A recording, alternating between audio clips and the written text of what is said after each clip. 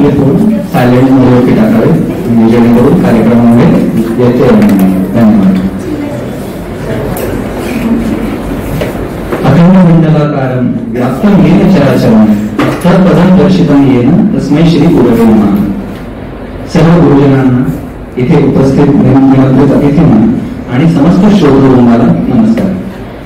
केरळ महाराष्ट्र विद्यापीठ बालमुकुंद लोहिया संस्कृत आणि भारतीय विद्या अध्ययन केंद्रातर्फे तसेच दैनिक केसरी आणि हेरिटेज इंडिया यांच्या संयुक्त विद्यमाने संपन्न होणाऱ्या हेरिटेज वॉकमध्ये मी प्रथमेश गोविंद आपलं सहर्ष स्वागत करतो. वडिलांसाठी हेरिटेज वॉक या उपक्रमाची सुरुवात मे महिन्यापासून झालेली आहे. हा उपक्रम पूर्णपणे निःशुल्क असून दर महिन्यामध्ये आयोजित होतो. परंतु सध्याच्या पावसाळी हवामानाचा विचार करता या महिन्यातील हेरिटेज वॉक हा वारसा विषयक व्याख्यानामध्ये रूपांतरित केलेला आहे. आज या हेरिटेज वॉकच्या तृतीय पुष्पामध्ये विशेष व्याख्यानाचे आयोजन केले आहे. याचे प्रयोजन असे की भांडारकर प्राच्यविद्या संशोधन संस्थेच्या महाभारताच्या चिकित्सित आवृत्तीच्या प्रारंभाचे शतक बोलतेच या व्याख्यानाचे प्रास्ताविक सादर करण्यासाठी मी विभाग प्रमुख डॉक्टर मंजिरी भलेराव यांना व्यासपीठावरती आमंत्रित करतो.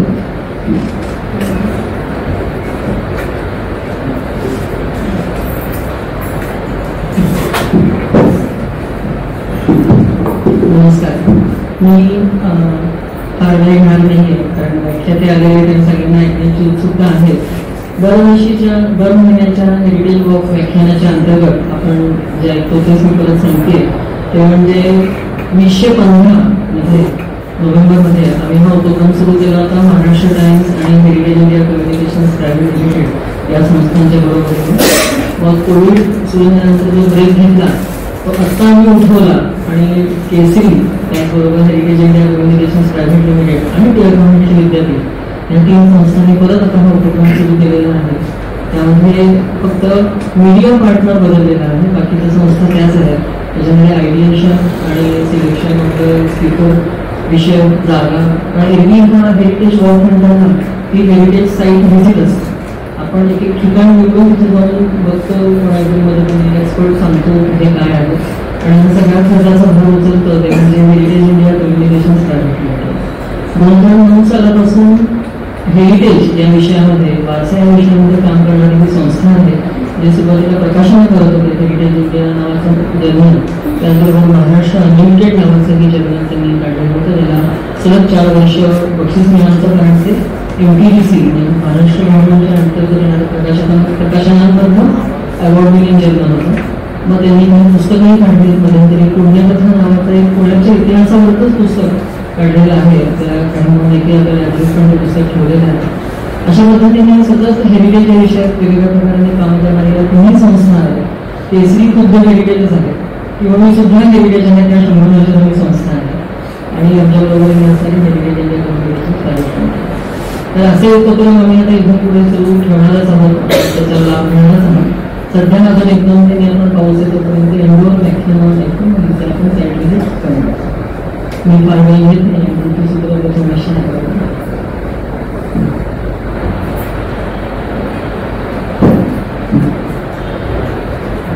धन्यवाद मॅडम. तर आज या तृतीय पुष्पामध्ये आपल्या व्याख्यानाचा विषय आहे शतक महाभारताच्या चिकित्सित संपादनाचे. आणि आज आपल्या वक्त्यांची ओळख करून देण्यासाठी मी आमंत्रित करतो आहे डॉक्टर मानसी पेटी यांना.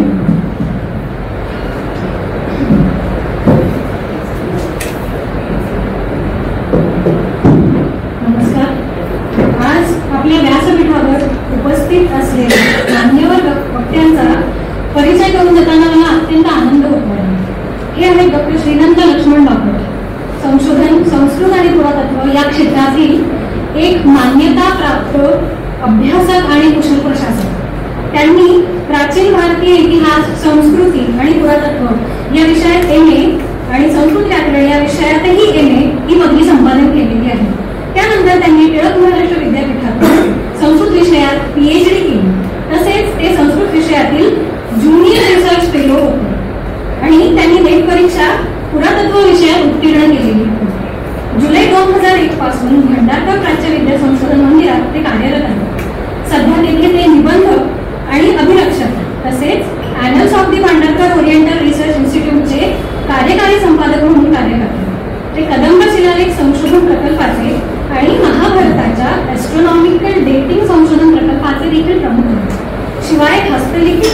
राष्ट्रीय हस्तलिखित मिशनच्या अंतर्गत हस्तलिखित संरक्षण केंद्राचे समन्वयक म्हणूनही त्यांचे कार्य महत्वाचे आहे.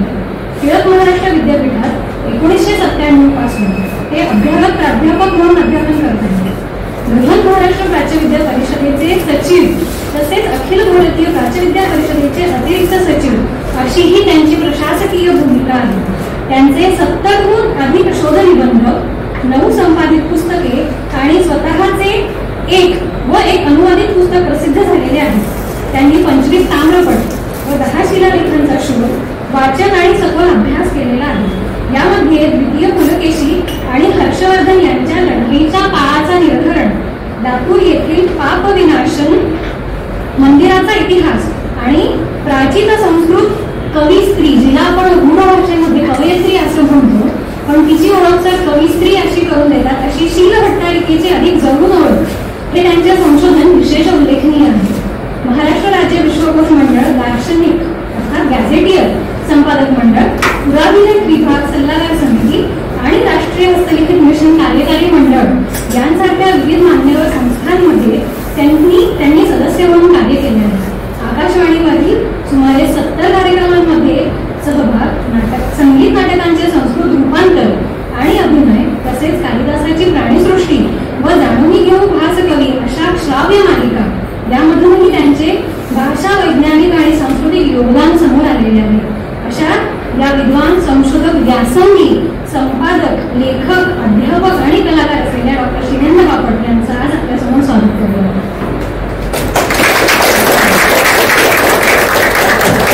आता मी त्यांना विनंती करते की त्यांनी त्यांच्या व्याख्यानाला सुरुवात करा.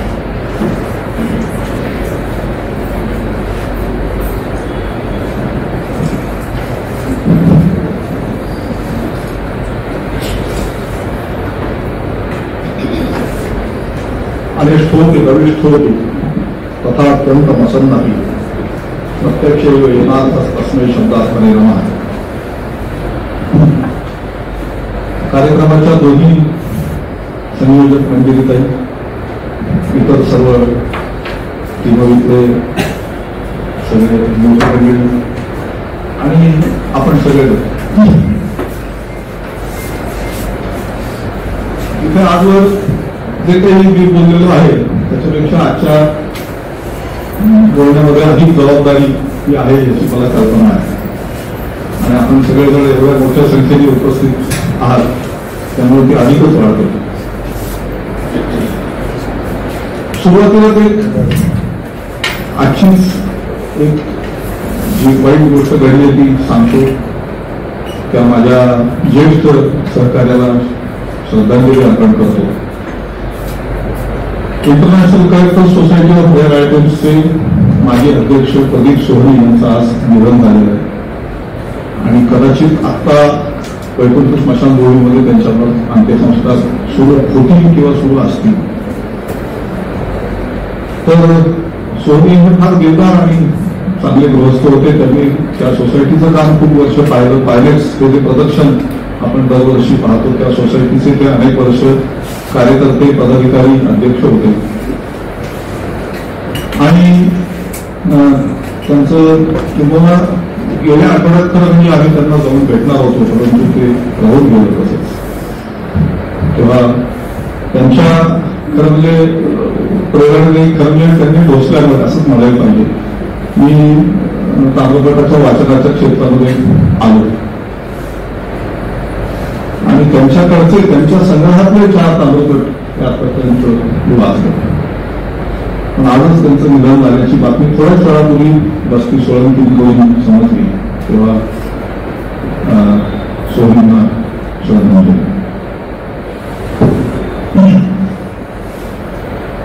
महाभारताच्या चिकित्सित आवृत्तीचं एक अत्यंत महत्वाचं वैशिष्ट्य सांगायचं झालं तर ती जगातल्या सगळ्यात मोठ्या ग्रंथाची जगातली सगळ्यात मोठी आवृत्ती असं म्हणता येईल.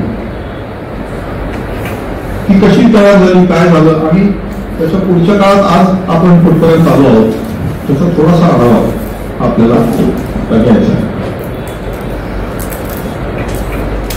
आता ऑगस्ट महिना थोड्या दिवसांनी सुरू होईल, पण बरोबर 100 वर्षापूर्वीचा जो ऑगस्ट महिना होता, त्या ऑगस्ट महिन्यामध्ये पुण्यामध्ये विद्वत्तेच्या क्षेत्रामध्ये 2 अत्यंत महत्वाच्या घडामोडी घडल्या आहेत. त्याच्यापैकी एक घडामोड म्हणजे दिनांक 4 ऑगस्ट 1925 या दिवशी, आणि तिथे मला काय श्रावण पौर्णिमा होती त्या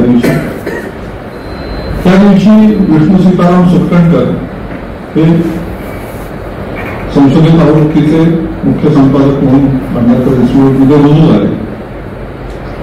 आणि त्याच्यानंतर बरोबर 20 दिवसांनी ऋषीपंचमीला, भाद्रपद शुद्ध पंचमीला 24 ऑगस्ट 1925 या दिवशी सर रामकृष्ण गोपाळ भांडारकर हे आपल्यातून निघून गेले. तेव्हा त्या मोठ्या घडामोडींच्या ऑगस्ट महिन्याची सुद्धा ही एक प्रकारची शताब्दी असं म्हणायला. आता महाभारताची चिकित्सित आवृत्ती तयार करावी अशी कल्पना ही युरोपमध्ये निघालेली होती, आणि हे जे 2 महानीय संशोधक आहेत ते त्याच्या मागे होते, मॉरिस विल्टरमिन्स आणि हेनरिक ल्युडर्स. त्यांनी ते काम सुरू केलं होतं, पण विविध मर्यादांमुळे त्यांच्या लक्षात आलं की हे नाही आपल्याला करता येणार. आणि साधारणपणे 1896 पासून ते कल्पना ती सुरू झाली, आणि पहिलं महायुद्ध सुरू झालं 1914 नंतर, आणि तेव्हा ती सोडून देण्यात आली. आता ही प्रचंड मोठी कल्पना ही भांडारकर इन्स्टिट्यूटने उचलली. तिथपर्यंत महाभारताच्या संदर्भात विश्वसनीय असं साहित्य काय उपलब्ध होतं, तर या 3 आवृत्त्या उपलब्ध होत्या. कलकत्ता आवृत्ती, मुंबई आवृत्ती जी अर्थातच निर्णय सागर प्रेसची आहे, आणि तिसरी कुंभकोणम आवृत्ती जी मुख्यतः दाक्षिणात्य पोषांवर आधारित आहे. आणि या आवृत्त्या नुसत्या पाहताना सुद्धा माणसाच्या लक्षात येत असे की त्याच्यामध्ये फारच फरक आहे. म्हणजे कलकत्ता आवृत्ती ही एक विशिष्ट काही प्रकारची आहे, त्याच्यामध्ये काही गोष्टी आहेत. मुंबई आवृत्ती एका वेगळ्या प्रकारची, आणि कुंभकोणम आवृत्ती ही खूपच मोठी आणि त्याच्यात खूपच वेगळ्या गोष्टी आहेत. हीच महाभारताची कथा वेगवेगळ्या पद्धतीने आपल्याला दिसत होती. आता म्हणजे आपलं खरं महाभारत कोणतं किंवा जुनं महाभारत कोणतं हा प्रश्न विद्वानांच्या समोर त्यावेळेला होता. मग त्याच्यावरचा मार्ग काय होता? मार्ग हाच होता की या एकत्र करून आणखी ज्या काही पोचा सगळ्या उपलब्ध असतील त्या गोळा करून त्याची इतर ज्या काही परंपरा असतील त्या अभ्यासून एक मोठी आवृत्ती तयार करायची. आणि ते काम भांडारकर इन्स्टिट्यूटने हातात घेतलं. त्याची 2 छायाचित्र आहेत ती भांडारकर इन्स्टिट्यूटच्या स्थापनेच्या दिवशीची, म्हणजे 6 जुलै 1917 या दिवसाची. तर ते जे वरचं छायाचित्र आहे ते साधारणपणे आज जिथं आघाडकर इन्स्टिट्यूट आहे तिथून बहुतेक घेतलेलं आहे, आणि दुसरं आहे ते इन्स्टिट्यूटच्या समोरूनच घेतलं. तुम्ही पाहताय उघडा पडता उजाड डोंगर आहे, त्याच्यामध्ये तिथे काही नाही दुसरं झाडं सुद्धा नाही.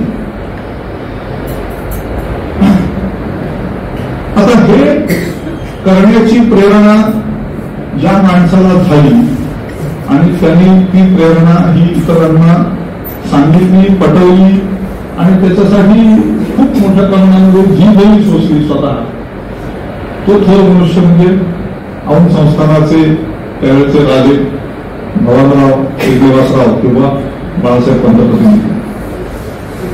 बाळासाहेब पंतप्रतिनिधी हे भांडारकर इन्स्टिट्यूटच्या संस्थापक सदस्यांपैकी एक होते. ते भांडारकरांचे विद्यार्थी होते खुद्द, आणि ते संस्थेच्या नियामक परिषदेचे अध्यक्ष होते. त्यांनी 6 जुलै 1918च्या पूर्वी म्हणजे इन्स्टिट्यूटच्या स्थापनेच्या नंतर 1 वर्षाच्या आतच हा विषय लोकांशी बोलायला सुरुवात केली. पण सर्वसामान्याची एक अडचण असते की एवढं मोठं काम अंगावर घेणार पडतं, आणि दुसऱ्यापेक्षा महत्वाची गोष्ट म्हणजे त्यासाठी लागणारा निधी पुढे लागणार. तर बाळासाहेब पंतप्रतिनिधींनी 6 जुलै 1918 या दिवशीच्या सर्वसाधारण सभेमध्ये अशी घोषणाच केली की मी 1 लाख रुपये देतो. आता काय म्हणणं तुमचं संशोधित आवृत्तीच्या बाबतीत? तो मग काही इलाजच होता नाही, मग तो प्रस्ताव मंजूर झाला.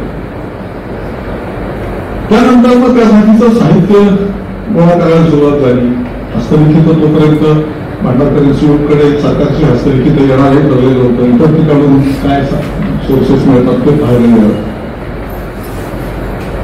आणि नारायण बापूजी हुडकीकर, एम.बी. हुडकीकर यांची नियुक्ती एका तरुणाची नमुना आवृत्ती तयार करायला म्हणून त्यांची नियुक्ती झाली. आणि ते काम खुद्द सर भांडारकरांच्या हस्ते 1 एप्रिल 1919 आणि तो एप्रिल पूल ठरला नाही. ती वर्षपरिकल्पना होती.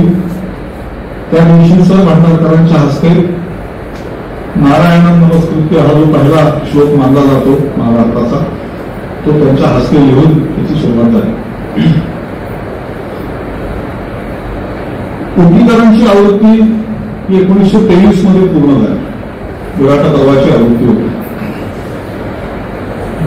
आणि ती जगभर त्यांनी पाठवली परीक्षणाकरता. त्याचा लोकांनी अभ्यास केला विद्वानांनी आणि त्याच्यावर अनेक साधक बाधक सगळ्या प्रकारच्या प्रतिक्रिया आल्या. अर्थातच साधक प्रतिक्रिया जास्ती होत्या, खूपच मोठ्या संख्येने. आणि त्यामुळे मग आता लोकांना हुरूप आला की होय हे करता येईल आपल्याला.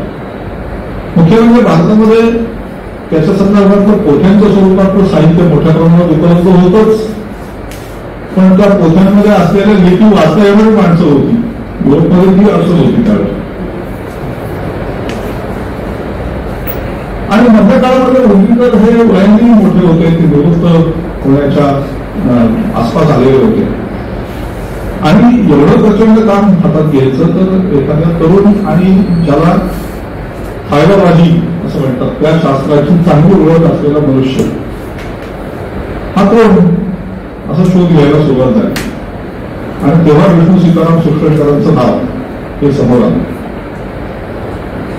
आता त्यांना गाठलं कसं, तर मुंबईला एक कार्यक्रम होता, तिथे भावनराव पंतप्रधानांनी स्वतः मुद्दाम गेले आणि त्यांना सांगितलं चला पुढ्याला नवीन काम सुरू करायला. आणि त्यांची तिथे नियुक्ती झाली. 4 ऑगस्ट 1925 श्रावण पौर्णिमा मला ते सांगितलं त्याप्रमाणे त्या दिवशी ते निवडून झालं. त्याच्यानंतर त्यांनी 1943 पर्यंत, जानेवारी 1943 पर्यंत ते संपादक म्हणून कार्यरत राहिले. त्यांचा दुर्दैवी मृत्यू झाला. आणि त्याच्यानंतर संस्कृतचे संस्थापक मुळात असलेले श्रीपाद कृष्ण बेलवलकर, जे स्वतः एक अत्यंत उत्तम गणिती होते, अत्यंत उत्तम संस्कृत व्याकरणाचे तज्ञ होते आणि बरंच काही होते.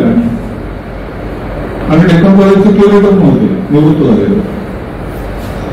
त्यांनी ती जबाबदारी शिरावर घेतली आणि 1943 ते 61 जेवढा काळ ते मुख्य संपादक होते.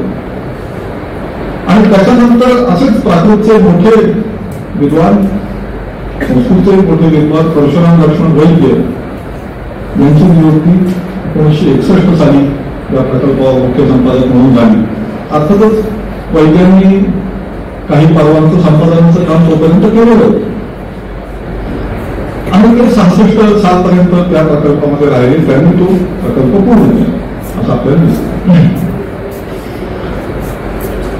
ह्या एडिशनला पंतप्रतिनिधी एडिशन ऑफ द महाभारत असं म्हटलं गेलेलं होतं. तसं प्रत्यक्ष छापलेलं प्रॉस्पेक्टच होते त्याचं.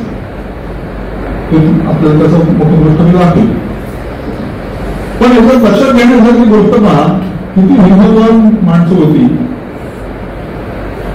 हुडकीकरांचं जन्माचं वर्ष मला काही मिळालेलं नाही, पण ते साधारणपणे 1928च्या आसपास तेव्हा ते निवृत्त झाले. तेव्हा ते 58 वर्षाचे वगैरे असतील असं आपण गृहीत धरतो. सुटणकर हे जेव्हा मुख्य संपादक झाले तेव्हा ते 38 वर्षाचे होते. त्यांचा जन्म 1827 पण खालची 2 मंडळी बघा किती हिंमतवान असतील ती.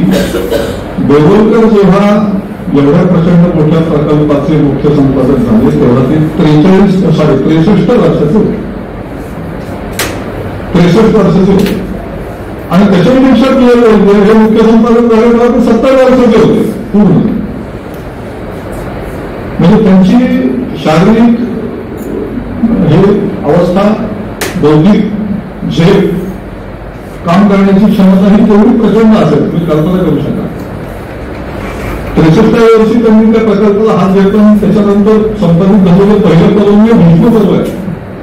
युद्धाची प्रत्यक्ष सुरुवात ही बेलवलकरांच्या कारकिर्दीमध्ये झाली असं आपल्याला दिसतं. बाळासाहेब पंतप्रधानांनी जशी 1 लाख रुपयाची देणगी जाहीर केली, अर्थातच ती हप्त्याने मिळणार होती. जसजसा खर्च होईल तसतशी मिळणार होती. त्याचबरोबर त्यांनी एक महत्वाची गोष्ट जाहीर केली, की म्हणजे या महाभारताच्या आवृत्तीसाठी मी उत्तमपैकी चित्र काढून देईन. आणि काढून देऊन याचा अर्थ मी स्वतःच्या हाताने काढून देईन आणि दरबारी चित्रकार त्यांच्या कलेने सुद्धा काढून देईन. आणि ती तुम्ही छापा, ती मी मोफत छापून सुद्धा देईन असं त्यांनी सांगितलेलं होतं. आणि त्याप्रमाणे महाभारताच्या काही आवृत्त्यांमध्ये ही चित्र आपल्याला सापडतात. बाळासाहेब पंतप्रधानांनी अर्थातच अजंठाची पेंटिंग्स त्याचे कॉपीज करून घेतलेल्या होत्या. त्यांनी चित्रकलेमध्ये खूप चांगलं काम केलं होतं. त्यामुळे ते सगळ्यात डावीकडचं जे चित्र आपल्याला दिसतंय ते भीष्म पर्वाच्या सुरुवातीला आहे. आणि संजय धृतराष्ट्र तो मध्ये संजय बसताय खाली, ते डावीकडे व्यास आहे. आणि तो व्यास त्याला सांगतायत आणि संजयला ते तू सांगेल वगैरे अशा स्वरूपाचा तो सगळा प्रसंग आहे. हे चित्र ज्या व्यक्तीने काढलंय त्या व्यक्तीने नंतर पुण्यामध्ये अभिनव कला महाविद्यालयाची स्थापना केली. ती व्यक्ती म्हणजे नारायण पुरम. पुरम हे औंधच्या दरबारामध्ये चित्रकार होते. त्यांनी ती चित्र काढली होती.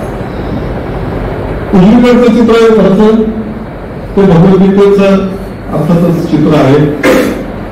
भगवद्गीतेच्या संदर्भात खूप असे अलंकृत आणि हा रथ कसं काय चालू शकेल बा असा आपल्याला प्रश्न पडेल असे रथ हे आपण पाहतो साधारणपणे. पण तो रथ किती साधा काढला गेला, जो युद्धात वापरता येईल असं रथ मुख्य. आणि तसंच हा खालचा रथ काढलाय. हा हे त्या प्रॉस्पेक्टसचं कवर. प्रॉस्पेक्टस होतं पंतप्रतिनिधी एडिसन आपल्या महाराष्ट्रात. आणि संपादक मंडळामध्ये बाळासाहेब पंतप्रतिनिधी हे स्वतः अध्यक्ष होते. V.K. राजवाडे हे V.K. राजवाडेंनी इतिहास आचार्य नाही, त्यांचे मोठे भाऊ वैजनाथ काशीनाथ राजवाडे हे तिथे होते. आज आपण भांडारकर इन्स्टिट्यूटच्या परिसरामध्ये मागच्या बाजूला जे आणखी थिएटर बघतो, त्या आणखी थिएटर ज्या वडाच्या झाडाच्या भोवती उभारलेलं आहे ते वडाचं झाड हे या वैजनाथ काशीनाथ राजवाड्यांनी लावलेलं आहे. ते 4 जानेवारी 1943 या दिवशी लावलेलं. त्याच्यानंतर श्रीपाद कृष्ण बेलवलकर हे संस्थेचे संस्थापक होते. सुट्टणकर हे संपादक मंडळात होते. वासुदेव शास्त्री अभ्यंकर त्याच्यामध्ये आहेत. झिमरमान हे आपल्याला दिसत आहेत. त्याच्यानंतर V.P. वैद्य, ग. दिवेकर, त्याच्यानंतर V.G. परांजपे हे मोठे सगळे प्राध्यापक मोठी मंडळी होती. R.D. करवरकर हे S.P. कॉलेजचे प्राचार्य होते. नंतर हे आंतरराष्ट्रीय दर्जाचे फायलोलॉजिस्ट होते आणि भांडारकर इन्स्टिट्यूटचे सेक्रेटरी पण होते नंतरच्या काळात. आणि असं हे पहिलं संपादक मंडळ होतं. अत्यंत चांगली माणसं त्याला झालेली होती. आता जेव्हा काम सुरू झालं तेव्हा पहिल्या श्लोकाला एक मोठा प्रश्न त्यांच्याकडून उभा राहिला. म्हणजे महाभारताचा जो पहिला श्लोक सांगितला जातो, मी मगाशी पण असं म्हटला जातो, सांगितला जातो असं, तो श्लोक म्हणजे हा नारायण नमस्कृत्य नरं चैव नरोत्तमं देवीं सरस्वतीं. तो पॉप्युलर याच्यामध्ये व्यासम असा शब्द तिथे येतो. क्रिटिकल एडिशनमध्ये चैव असा शब्द तिथे आहे. तत्वजय उदित आहे. गंमत अशी आहे की हा श्लोक महाभारताचा भागच नाहीये असं त्या संपादक मंडळाला आढळलं. आणि बहुतांश श्लोकांमध्ये हा श्लोक नाहीच आहे. परंतु महाराष्ट्राच्या संदर्भातली जी काही सगळी लोकप्रिय परंपरा आहे त्या परंपरेच्या दृष्टीने हा श्लोक महत्वाचा आहे आणि त्यामुळे तो आपण घेतला पाहिजे असं त्यांनी ठरवलं. त्यामुळे पहिल्या श्लोकाला त्यांच्या संपादकीय कौशल्याची आणि बुद्धिमत्तेची सगळ्याची कसोटी लागली असं म्हणायला पाहिजे. त्यामुळे ह्या श्लोकाचं संपादन जे आहे ते 3 पानाचं आहे. ते पहिलं पान आणि ह्या उत्तरेंद्र नारायण नमस्कृत्यच चालू आहे. पहिलं श्लोकच चालू आहे. एक अख्खं पान डेव्हलप केलेलं आहे त्याच्या क्रिटिकल ॲपरेटसमध्ये. मग आवृत्ती तयार झाली म्हणजे काय झालं? साधी आवृत्ती आणि क्रिटिकल आवृत्ती याच्यात काय फरक आहे? तर त्याच्यामध्ये वर श्लोक दिलेले आहेत, त्याला कॉन्स्टिट्युटेड टेक्स्ट असं क्रिटिकल एडिटिंगच्या भाषेत म्हणतात, आणि खाली क्रिटिकल ॲपरेटस हे दिलेले आहे. भांडारकर इन्स्टिट्यूटच्या आवृत्तीने महाभारतातला त्यांना सापडलेला कोणताही पाठ वगळलेला नाही, कधीही वगळलेला नाही. तो किती तुम्हाला पटवत नाही तर न पटवत दॅट नॉट केस. जी पोथी तुम्ही वाचत आहात त्याच्यामध्ये तो श्लोक ज्या पद्धतीने त्या पद्धतीने तो नोंदवलाच पाहिजे अशा प्रकारचा आग्रह करून ही आवृत्ती तयार झाली. आणि मग इथे एक तारांकित अशा प्रकारचा श्लोक दिसतो, तो स्टार्ड पॅसेजेस मध्ये दिसतो की जे आधीच जरा वेगळ्या प्रकारचे आहे, की जे नाही बसणारच नाही तिथे, ते त्यांनी वेगळे काढले पण ते नोंदवलेले दिलेले. आणि अटेंडायसेस आहेत, विशेषतः महाभारताची काही पर्व आहेत, अनुशासन पर्व उदाहरणार्थ, की त्याच्यामध्ये फार मोठ्या संख्येने मला असे श्लोक सापडतील की यांचा काही संबंधच नाहीये वस्तुदायकाशी. भीष्म शरपंजरी पडलेला आहे आणि विभूत त्याच्याकडे येतो, नमस्कार करतो, आशीर्वाद मागतो. तो भीष्माने आशीर्वाद द्यावा, स्वतःने राज्य करावं असं म्हणायचं आणि विरोध द्यायचा त्याला. तसं त्यांनी केलेलं नाही. जसं माझ्या हातात माईक सापडलं तसं त्याच्या हातात बऱ्याच दिवसांनी माईक सापडल्यामुळे त्यांनी जी बोलायला सुरुवात केली ती महाभारताची दोन मोठी पर्व तयार झाली, सगळ्यात मोठी पर्व, शांती पर्व आणि अनुशासन पर्व. आता ती वगळता येतील, कथानकाच्या गोष्टी त्याला काही फारसं महत्व नाही, पण ती वगळली तर सामाजिक स्थिती, राजकीय स्थिती, राजकीय संकल्पना, अर्थकारण याच्याबद्दलचा फार मोठा डेटा आपण गमावून बसतो. तसं करणं बरोबर नाही. मुद्दा काय आहे की ते सगळे आणि त्यातले सुद्धा जे अत्यंत अनयुजल गोष्टी आहेत त्या महाभारताच्या संपादकांनी अपेंडिक्स मध्ये दिलेल्या आहेत, पण दिलेल्या आहेत. कुठली एक शब्द सुद्धा वगळलेला नाही कुठलाही, किंवा काही तर दुरुस्त करण्याचा प्रयत्न केलेला नाही, काही केलेलं नाही. आता याची आवश्यकता का होती असं मी आपण काही उदाहरणांनी प्रत्यक्ष पाहूया. तर प्रसिद्ध श्लोक आहे खालचा, यदा यदाही धर्मस्य, सगळ्यांना पाठ असतो, काही सांगायची गरज नाही. परित्राणाय साधूनाम हा श्लोक सगळ्यांना माहीत असतो. गमत अशी आहे की अभ्युत्थानानं अधर्मस्य तदात्मानं सृजाम्यहम् असा तो आपल्याला माहिती आहे. पण महाभारताच्या काही पोथ्यांमध्ये तदात्मांशम सृजाम्यहम्, तर आत्मांशम सृजाम्यहम् असा पाठ आपल्याला दिसतो. तो दोन नोंदवलेला आहे खाली. किंवा परित्राणाय साध्यानाम असा पाठ दिसतो, साधूनाम नोंदवलेला आहे, सापडतो. हे झालं एक उदाहरण. दुसरं उदाहरण भगवद्गीतेच्या दुसऱ्या अध्यायातला 47वा श्लोक, म्हणजे सुप्रसिद्ध कर्मण्येवाधिकार असते महाफलेषु कदाचित. तर कर्मण्यस्थ ही काळ असते असा एक पाठ तिथं आपल्याला सापडतो. कर्मण्येवाधिकार असते वगैरे असे वेगवेगळे पाठ हे आपल्याला सापडण्याची शक्यता असते. शक्यता नाही, सापडलेलेच येते, ते नोंदवले हे आहे. आता याच्यापैकी कुठलीही गोष्ट चूक किंवा बरोबर नाही पडलेली. नो गुडबॅड जजमेंट आहे, नोंदवलेली. हा प्रेफरन्स तो संपादक सांगेल की हे जरा फारच विचित्र आहे, पण नोंदवल्याशिवाय राहत नाही, एवढं नाही. किंवा पहिला श्लोक भगवद्गीतेचा, धर्मक्षेत्रे कुरुक्षेत्रे पाठवलेले सर्व क्षत्र समागमे, चूक आहे का तो? असं नाही म्हणतात. कशावरून चुकीचं ठरवणार? अर्थपूर्ण आहे तर काही प्रॉब्लेम नाहीये. पण बहुतांश पोथ्या समवेता उत्सव हा पाठ देतात आणि कदाचित अर्थदृष्ट्या तो अधिक बरोबर असण्याची पण शक्यता आहे. पण दुसरा पाठ नोंदवलाय. आता महाभारताच्या पोथ्यांचं एकूण वर्गीकरण करताना ते आढळलं, अशी कल्पना केली की काहीतरी प्राचीन जुनं मूळ महाभारत असेल त्याचं प्रसारण म्हणजे ट्रान्समिशन हे वेगवेगळ्या परंपरांमधून लिखित किंवा मौखिक अशा परंपरातून झालेला असेल आणि त्याचे दोन भाग पडले. उत्तरेकडे ते एका विशिष्ट पद्धतीने पोचलं आणि दक्षिणेकडे एका विशिष्ट पद्धतीने पोचलं. यात उत्तर म्हणजे उत्तर, दक्षिण म्हणजे दक्षिण एवढाच अर्थ आहे. त्याला काही आर्य द्राविड आणि उत्तम असले कुठलेही अर्थ त्याच्यामध्ये नाही. मग त्याच्यामध्ये त्यांनी जे वर्गीकरण केलं त्यांना असं वाटतं की त्याचे दोन भाग परत पडतात. मग त्यात एक उत्तरेचा आहे तो अति उत्तरेचा, एक मध्य देशातला, एक मध्य देशाचा थोडासा दक्षिणेकडचा पण उत्तरेकडचा तरी सुद्धा, आणि दक्षिणेकडच्या ह्याच्यातही 3 भाग पडतात.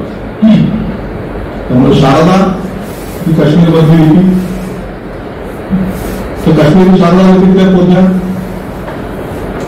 काश्मीरमधल्याच पण नागरी लिपीतल्या पोथ्या, त्याच्यानंतर नेपाळी, मैथिली आणि बांगला या म्हटलं तर थोड्याशा पूर्वेकडच्या पण मध्य भागातल्या, काश्मीरी वर्गाचा इतर देवनागरी पोथ्या म्हणजे आपल्याकडे सापडतात किंवा मध्य प्रदेशात राजस्थानात सापडत असतील त्या, आणि दक्षिणेकडचे जे 2 महत्वाचे भाग आहेत तर तेलुगू आणि ग्रंथ आणि मल्याळम. आता कन्नड कुठे आहे तर कन्नड आणि तेलुगू एकच धरले जातात. म्हणजे ती कृत्रिमरित्या वेगळी केली जाईपर्यंत तेलुगू आणि कन्नडची लिपी एकच होती असं मानलं जातं आणि ते खरं आहे. आता याचं गंमत आहे परत काश्मीरमधल्या पोथ्या आणि मल्याळम पोथ्या 2 टोक आहेत. आज हे हिमाचलच म्हणायला आले. या पोथ्यांमध्ये काही वेळेला अत्यंत विलक्षण साम्य सापडते. कशामुळे असेल म्हणून मी बघायची म्हटलं की यात आर्य द्राविड काय नाही, उत्तर म्हणजे उत्तर आणि दक्षिण म्हणजे दक्षिण एवढंच आहे. ते का सापडतं कारण कदाचित काश्मीरमधली माणसं तिथून उठली की डायरेक्ट केरळमध्ये जाऊन बसली, तिथं त्यांनी सुरू केलं, त्यामुळे त्या पोथ्या मल्याळममध्ये लिहिल्या गेल्या पण त्याचं साम्य काश्मीरशी. मग त्या पोथ्यांची यादी आणि सगळं वर्णन ही अर्थातच त्यांनी गोळा केली. खूप तपशिलामध्ये आपल्याला त्याच्यामध्ये सापडतात. आणि पहिला परवाला म्हणजे आधी परवाचा जी प्रस्तावना सुटकरकरांनी लिहिलेली आहे त्याला पुरवले गोमेना असं म्हणतात. नुसतं प्रिपेअर्स वगैरे असं म्हणत नाही, पुरवले गोमेना. तो पुरवले गोमेना 90 छापील पानांचा आहे आणि छापील पानं म्हणजे आत्ताच्या भाषेत सांगायचं तर A4 आकाराची 90 पानं. तर त्याच्यामध्ये येतं.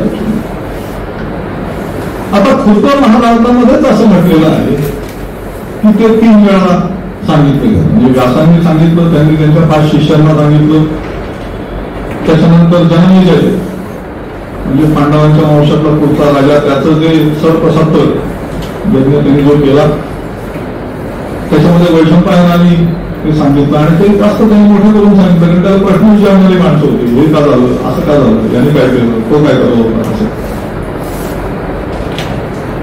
आणि मग उग्रश्रवस लोमहर्षणी यांनी शौनकाच्या यज्ञामध्ये पुढच्या काळामध्ये ते परत एकदा सांगितलं. आणि मग असं मानलं जातं की जो जय नावाचा जो ग्रंथ होता त्याची लोकसंख्या 8,000च्या आसपास होती, भारताची 24,000च्या आसपास होती आणि महाभारताची 1,00,000च्या आसपास आहे असं सांगितलं जातं. मी असं सारखं सांगितलं बोलणार आहे तसं माझं बोलणं तुम्ही पूर्वी पण ऐकलेलं आहे, त्यात काही शंका बाळगायचं कारण नाही. 1,00,000च्या आसपास आहे म्हणजे काय तर संशोधनाची आवृत्ती जर बघितली त्याचं जर ते कॉन्स्टिट्युटिव्ह टेक्स्ट आपण बघितलं त्याच्यामध्ये साधारण 89,000 श्लोक आहेत म्हणजे 1,00,000 नाही. पण महाभारताचं तीच कथा सांगणारं जे सगळ्यात लहान हस्तलिखित आहे त्याच्यामध्ये 7,000 श्लोक आहे आणि त्याच ग्रंथाचं तीच कथा सांगणारं जे सगळ्यात मोठं हस्तलिखित आहे त्याचे सुमारे 1,50,000 श्लोक आहे. म्हणजे या 2 मधला फरक जो आहे तो लहान हस्तलिखितीला वेगवेगळं फरक येते सर. 7,000 अधिक 90,000 गेलं की 1,50,000 आकडे. त्यामुळे महाभारत अशा पद्धतीने वाढत मोठं होत गेलेलं, विकसित होत गेलेलं आहे. फक्त महाभारतातच किंवा त्याच्याबद्दलच तशी मान्यता आहे. आणि मग मला असं सांगितलं त्याप्रमाणे की त्यात पुन्हा भर घालणारे कीर्तनकार आहेत, प्रवचनकार आहेत, पुराणिक आहेत. मग अमुक एक ठिकाण आहे तिथं अशी मान्यता आहे समजा की बुवा महाभारतातला अमुक एक प्रसंग इथं घडला, तो ती कथा बोलत नव्हतो तिथे. मग त्याच्यानंतर जो कोण राहतो तो समजा तो तितक्या तयारीचा नसला समजा कीर्तनकार, तर गावातलीच लोक त्याला सांगतो ते मागच्या वेळेस ते बोल असं नव्हतं ते, मग तोही नव्हतो ती कथा. मग तो आणखी स्वतःचा मसाला घालतो पुढच्या वेळेला. असं करत करत करत ते वाढत वाढत वाढत जातो. ठीक आहे. आणि लेखी परंपरा आहेत सुद्धा. आपण थोड्या वेळ मी गंमत पाहणार होतो पण मी आता तो सस्पेन्स म्हणून नाही थांबत आहे. मग आता त्यामुळे सर्वसामान्य ग्रंथांमध्ये जो हा क्रम सापडतो आपल्याला की लेखकांनी स्वतः लिहून काढलेली किंवा सांगितलेली अशी जी पोथी असते किंवा जो मजकूर असतो तर ती त्याची ऑटोग्राफ कॉपी असं म्हणता येतं. जरी त्याची सही त्याच्यावर आहे की नाही असं नसतं त्याचा प्रश्न विचारायचा. म्हणजे आता उदाहरणार्थ तुकाराम गाथेची जी प्रत ती देहूमध्ये आहे ती संतांनी महाराज जयवाड्यांनी तुकाराम महाराजांच्या समोर ते अभंग गात असताना बसून घेऊन घेतलेली आहे असं आपल्याला माहिती.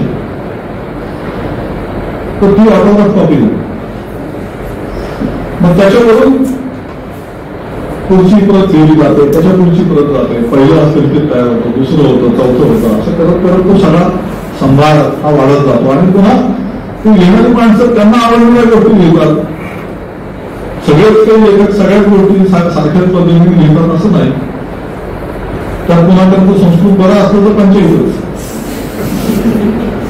त्यानंतर आणखीन काहीतरी गोष्टी त्याच्यामध्ये लिहिण्याची शक्यता असते. आणि अशा प्रकारे पोथ्यांची परंपरा ही निर्माण होते. ही महाभारतात प्रत्यक्ष दिलेली परंपरा एका प्रभावामध्ये आहे.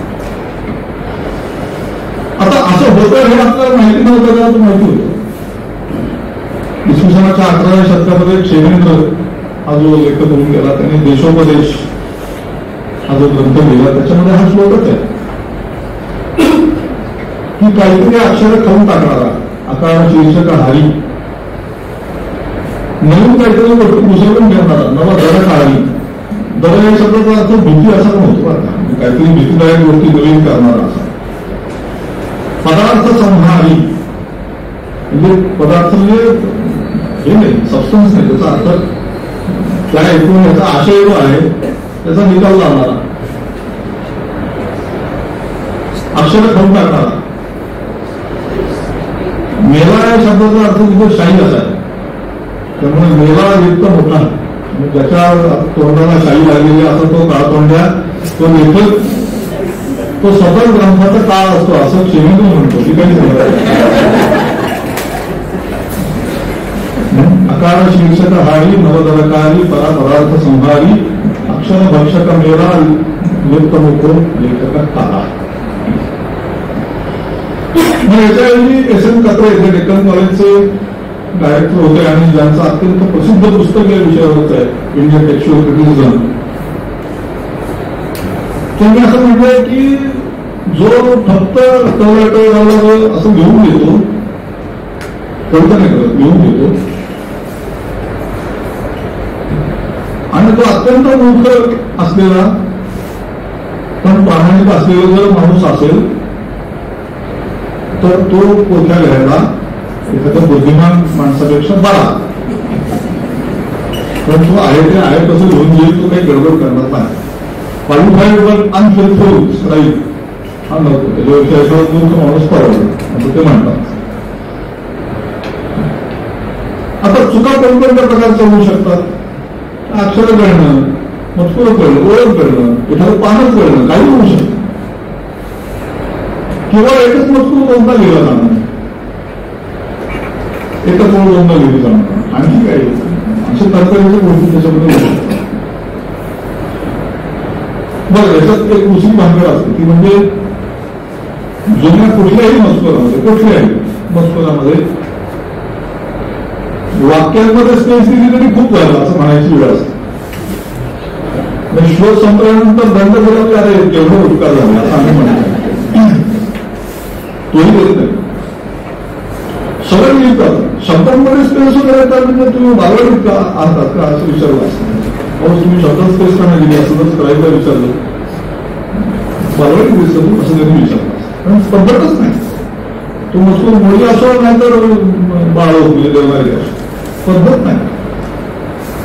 त्यामुळे वाचताना गडबड होते, कुठे शब्द तोडायचं कळत नाही, वाक्य कुठे तोडायचं कळत नाही, प्रॉब्लेम होतात सगळे. त्याच्यानंतर अक्षर बदलणे, वेगळंच लिहिलं चुकून काहीतरी, मग ते जाणून किंवा मिळून असं पुन्हा तरी दोन प्रकार आहेत. किंवा च व ब प य त ध ही अक्षर हमखास कोणती पार्टी लिहिली पच्या जागी पूजेच्या जागी किंवा वाचलंही जातो. म्हणजे आम्ही काही कमी नसतो, त्यांच्याकडे खूप गोष्ट नाही, आम्ही तर त्यातलेच होत ना. आणि तळतळीच्या गोष्टी त्याच्यामध्ये येतात.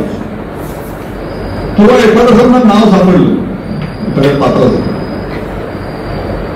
ते त्याच्या समजा मालकाचं नाव असतं, तो स्वतःच्या मध्येच काहीतरी मजकूर टाकतो, तो त्या मुळात ग्रंथात नसतोच. असंही होऊ शकतं, काय वाटेल ते होऊ शकतं. त्यामुळे ह्या क्रिटिकल एडिशनचं एकूण उद्दिष्ट काय होतं, एवढं सगळं जगाजगा काम करायचं होतं. तर महाभारताच्या सर्व जे त्याचे प्रकार आहेत, वर्षन्स, आणि विशेषतः जे त्याच्या टीकांमध्ये म्हणजे निदान आजपासून 200-500 वर्षांपूर्वी सांगितले गेले हे आहे महाभारतामध्ये, त्याच्या आधारे ते जुन्याचं टेक्स्ट शोधायचा प्रयत्न करण्यात, ते शोधण्याचा मार्ग काय, तर सर्व वर्षन्स आहेत तशा नोंदवणे हा त्याचा मार्ग. आता महाभारताचा एक फार प्रख्यात मोठा टीकाकार, 4च टीकाकार, पण आपल्याला अजून वाटावा अशी एक गोष्ट म्हणजे महाभारताचा जो टीकाकार आहे नीलकंठ चतुर्भुज म्हणजे चौधरी, तो कोणता व्यास आहे. तसं त्याच्या ह्याच्यात लिहिलेलं आहे पुण्यस्तंभाची वासी, पुण्यस्तंभ म्हणजे कोणता नगर जिल्ह्यात. तर ते करणं, त्याच्यानंतर त्यांचं एक आणखी उद्दिष्ट होतं की जावा म्हणजे इंडोनेशियामध्ये जे महाभारत आहे त्याच्याशी तुलना करणं. ग्रंथाचा सर्वात परिपूर्ण आजपर्यंत उपलब्ध असलेल्या आकारांपेक्षा सर्वात परिपूर्ण आकार निर्माण करणं. मग अशी सांगितलं तसं जुन्या त्याचा पाठ हा शोधायचा प्रयत्न करणं. आणि सगळ्यात महत्वाचा मुद्दा म्हणजे एवढं सगळं उपयोग करून काय, तर महाभारतातून कोणता संदेश आहे आपल्यासाठी, what is the message of the Mahabharata, what is the meaning of the Mahabharata हे शोधून काय. मग त्याची कार्यपद्धती कशी होती, तर हा एक कसोटीचा श्लोक आहे अत्यंत. जसं तो धर्म नारायण नमस्कृत्य सांगितला सुरुवातीला, तसा हा एक महाभारतातला अत्यंत कसोटीचा श्लोक आहे. आणि याच्याबद्दल महाभारताचे मुख्य संपादक सुटकेकर आणि प्रख्यात इतिहासकार आणि विद्वान दामोदर धर्मानंद कोसंबी, डी कोसंबी यांचं ऍक्च्युअली भांडण झालं. श्लोक काय आहे, महत्वाद भारवत्वाच महाभारत मोक्षते. महत्वात मोठा असल्यामुळे, आणि भार म्हणजे आता भारताचा तुम्ही वेगवेगळे अर्थ घेऊ शकता, त्या अर्थाच्या भानगडीत परत आहे, ते असल्यामुळे महाभारत असं म्हटलं जातं. आता हे कोलेक्शन शीट त्यांनी तयार केलं.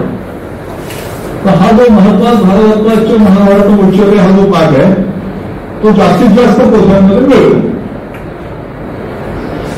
मग भारतत्वाच महत्वात भारतत्वाच महाभारत मोक्षते ही सगळी अक्षरं लिहिली जात नाही, कारण सरळ आहेत शेवटी त्याच्यामध्ये. त्यामुळे जिथे फरक असेल तेवढाच लिहिला जातो. त्यामुळे भारतत्वाच हा तत्वा हा जो शब्द आहे तो ह्या एवढंच आवृत्त्यांमध्ये किंवा पोथ्यांच्या परंपरांमध्ये आहे. बाकी सगळ्याकडे भारतत्वाचच आहे. त्यामुळे तो लिहिलेला नाही की तो कशा तरी घ्यायची गरज नाही, तो बहुमतात आहे, अपवाद तेवढा घ्यायचा, मॅनेजमेंटला एक्सेप्शन. आणि मग एक परंपरा अशी आहे की महाभारत नित्योदर असा पाठ उच्चतेच्या ऐवजी पुढे कंटिन्यू आहे, त्याला म्हणतात पोझिशन शिफ्ट, की फरक नोंदवले सगळे. मग त्याच्यावर काही टीका असतील का दिल्या. आता भारतत्वाच्य किंवा भारतत्वाच्य महत्व शब्द आला महा, आणि भारत तत्वाच्य महत्व तो काढला महत् महा. तसं भारतत्व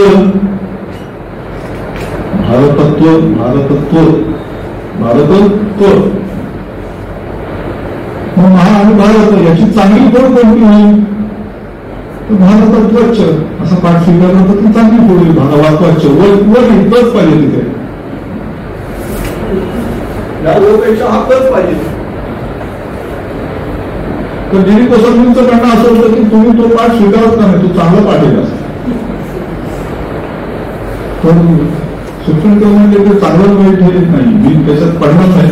तुम्ही म्हणताय ते कदाचित बरोबर असू शकेल, पण मी ते स्वीकारणार नाही असं म्हणून त्यांनी शेवटपर्यंत स्वीकारलं नाही. आणि आजही क्रिटिकल पाहिलं तर भारतत्वाच्य हाच पाठ वर दिलेला आहे, आणि खाली त्याच्याबद्दल मोठी टीप दिली आहे. त्याच्याखाली वेगळी लाईन आहे की हे याच्याबद्दल अधिक विचार करायला जागा आहे थोडक्यात. पण मॅन्युस्क्रिप्ट ट्रॅडिशन काय म्हणते, भारतत्वाच्य ते बरोबर आहे तर चुकी ठरवणं आमचं काम नाही, किंवा नंतरचे लोक करते. ट्रॅडिशन असं सांगते, हे आम्ही सांगणार. तसा हा दुसरा एक गमतीदार प्रसंग आहे. ते डावीकडे चित्र आहे वरचं, ते अत्यंत लोकप्रिय चित्र आहे, आपण ते पाहिलं असेल अनेक ठिकाणी, की कृष्ण हा रथाचं चाक घेऊन विष्णूवर जाऊन गेलेला आहे. हा प्रसंग युद्धाच्या तिसऱ्या दिवशीचा आहे. आता मला काय आहे की हे चित्र काढणाऱ्यांनी किंवा त्याचं स्पष्टीकरण कसं चित्र काढायचं हे सांगणाऱ्यांनी तिथला रथांगण हा शब्द वाचला. रथांगण म्हणजे रथाचा अंगण म्हणजे चाक, म्हणून त्याचा कृष्ण रथाचं चाक घेऊन लावला. प्रत्यक्षात 4 श्लोक पुढे काय येईल तर सुदर्शन, तसं सुदर्शन चक्र घेऊन लावलंय, रथाचं चाक घेऊन असं नाही लावलं. लक्षात आलं. म्हणजे पॉप्युलर मुली पण महाभारत प्रत्यक्ष काय सांगतं याच्यामध्ये एवढा फरक आहे. बरं, आता ते जाऊ दे. कृष्ण एवढा घायला का आला, तर म्हणून हा प्रसंग काही मुळात नसावा असं महाभारताच्या संपादकांनी नमूद करून ठेवलेलं आहे, किंवा पुढच्या काही विद्वानांनी नमूद करून ठेवलं. पण खालचा प्रसंग आहे तो युद्धाच्या 8व्या किंवा 9व्या दिवशीचा आहे, आणि तिथं तो चाबूक घेऊन जातो. हे दोन्ही प्रसंग अर्जुनाला चेतवण्यासाठी, तो तिथं अर्जुन त्याला तू माझं सगळं मी बघतो असं करतो थोडक्यात बरोबर आहे. आणि इथं अर्जुन हातात घेऊन बसलेला आहे की आता हा चाबूक घेऊन झाला म्हणजे आता कसं व्हायचं म्हणजे. हा प्रसंग आहे, तिथं त्यांनी प्रतोद प्राणी असं म्हटलेलं चाबूक घेऊन. पण जर नीट वाचलं नाही तर गुण सुदर्शन आहे, त्याचा रथाचं चाक होतं, एवढं लक्षात घ्यावं. ठीक आहे. तसं महाभारताच्या संशोधित आवृत्तीचा आणखी एक आविष्कार आता नवीन असलेला तो तुम्हाला सांगतो. हे चक्रव्यूहाचं रेल्वे आहे, पैसळेश्वर मंदिर हायवेड इथे आहे.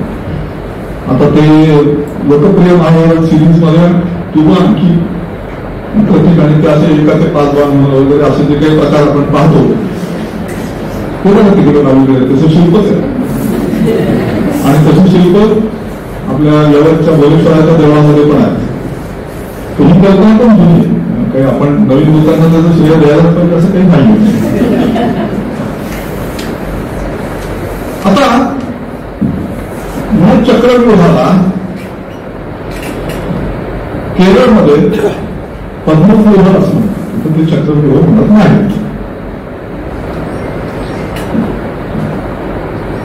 आणि आणि त्यामुळे काही वर्षांपूर्वी आमच्या अॅनल्समध्ये एक पेपर हा आघाडकर इन्स्टिट्यूटमधल्या या 3 मंडळींनी लिहिला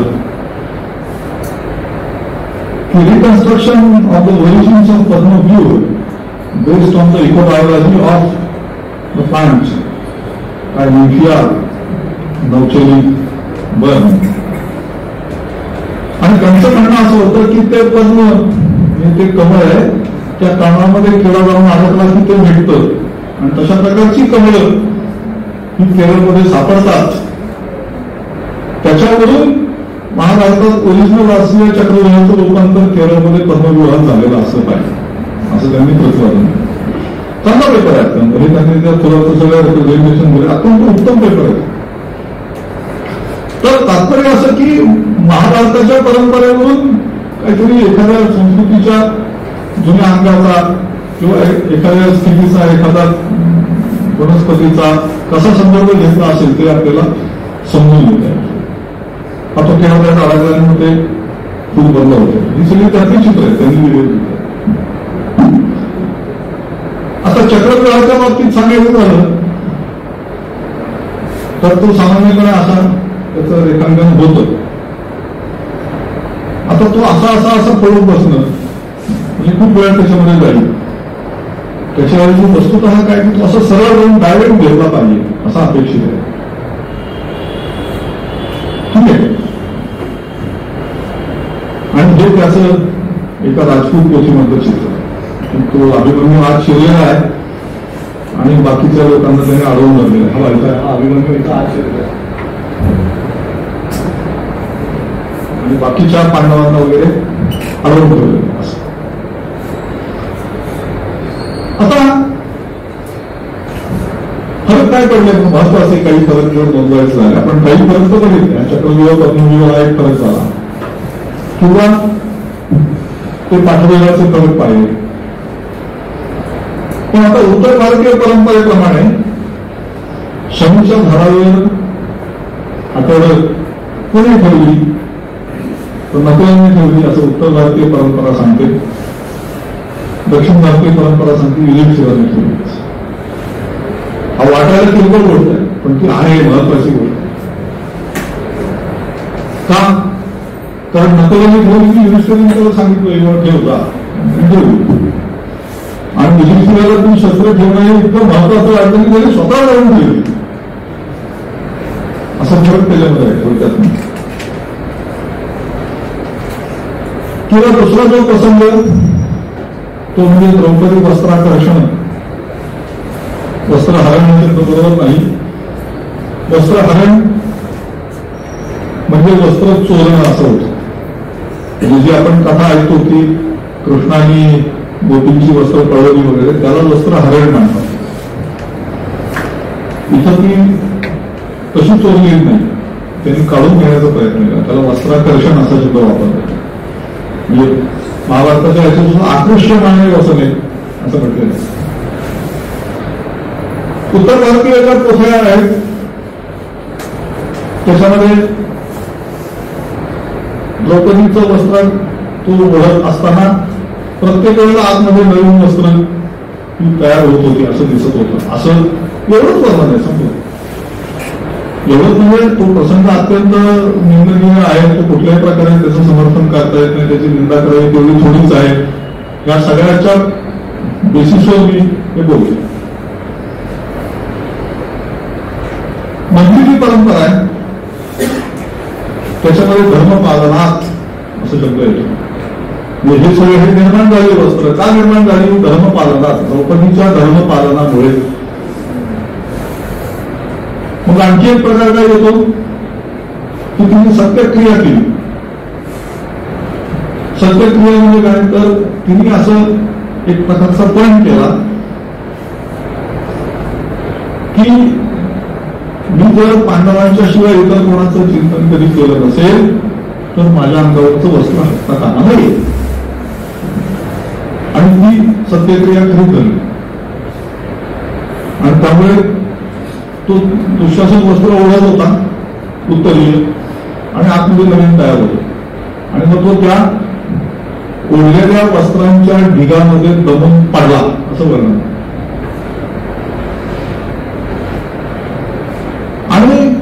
या सगळ्या प्रसंगामध्ये कृष्णाचा जो प्रवेश आहे तो फक्त दक्षिण भारतातल्या पोथींमध्ये आहे. उत्तर भारतामध्ये कृष्ण नाही. उत्तर भारतात कृष्ण नाही आणि ते पटण्यासारखे, कारण तो असताच त्या प्रसंगात तर त्यांनी युद्ध खेळण्यापासूनच युद्धिकाला आधी थांबवायला पाहिजे. हे काय चाललं असं म्हणायला सांगितलं. तर कृष्ण उत्तर भारतातल्या परंपरेत नाही, दक्षिण भारतातल्या परंपरेमध्ये आहे.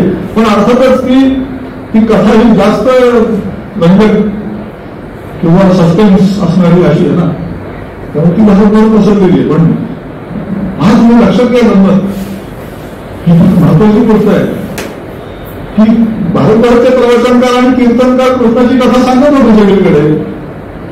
त्याचा परिणाम हस्तलिखित लिहिणाऱ्या लेखकांनी स्वतःवर होऊ दिलेला नाही, हा महत्वाचा मुद्दा आहे.